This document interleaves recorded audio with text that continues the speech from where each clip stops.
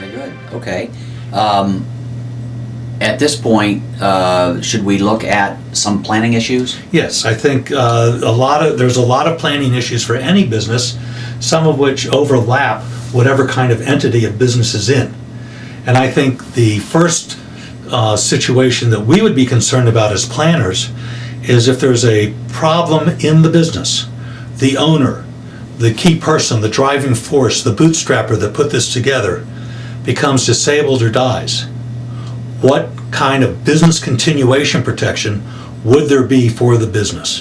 Very good. Okay, so I guess at this point, what you're looking at is if there's one business owner, two business owners. Well, let's go through each one of them. All If there's right. one business owner, what do we see as the particular problems there? Okay, if you are working with someone that has a business, they are a one-person operation, be it that they're a sole proprietor or within an S or C corp, what you want to be looking at is how to make certain that that business can continue on. And one of the things that you'll be interested in seeing is do they have life insurance? Do they have a key man policy? Do they have disability income in the corporation and or business on the owner to make certain that if they do become disabled, there is a steady flow of income coming in. And another product to be looking at is business disability overhead expense insurance, which is a policy that covers the owner in the event they become disabled and will pay salaries for key employees or all employees, will pay rent payments, utilities, and all the basic kinds of expenses that go along with that business, but will not pay the owner's own salary. That would be another disability contract that you should be looking at to make certain that a flow of income will continue to that business owner. The nice thing about that disability overhead expense contract is that it's the premium is very, very reasonable, and also it's a deductible expense. So we have a situation where, like property and casualty insurance, you have, in the case of a fire or a flood or something of that nature, there is provided there insurance that helps pay for damages and bring things back to a restored value to keep the business going, and some business interruption insurance that can be bought in the property casualty arena.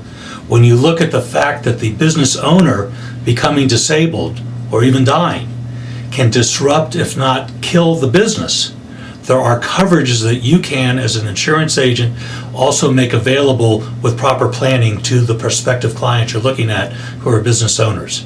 I think the next thing, Rick, is in terms of the partners, when there's more than one person in a business owning it together, what happens if one of those people dies or becomes disabled? Well, one of the really things that we look at and we look for is that if there are partners in a business, each partner is responsible for their family, but in that business they're also responsible for each other. And it's very important that you find out up front if they have an existing buy-sell agreement. And that buy-sell agreement does several things. It, one, pegs the value of the corporate stock that each owner owns, and also it sets a value, if done correctly, that the IRS won't challenge if it is done correctly, as to what the value would be for the owner's family. And a buy-sell agreement very simply is that there is a life insurance policy taken out on each owner for the value of their interests. So in the event of a death, the money that is from the life insurance proceeds actually comes in and goes to the surviving spouse. So the interests, the shares that the deceased owner is now transferred to the surviving owner, and the spouse is now out of the business, and the surviving partner now owns the business outright. And this is important for a couple of reasons. First of all, for the surviving family, they don't want to depend on a business that their own family member is not involved in running and having control over.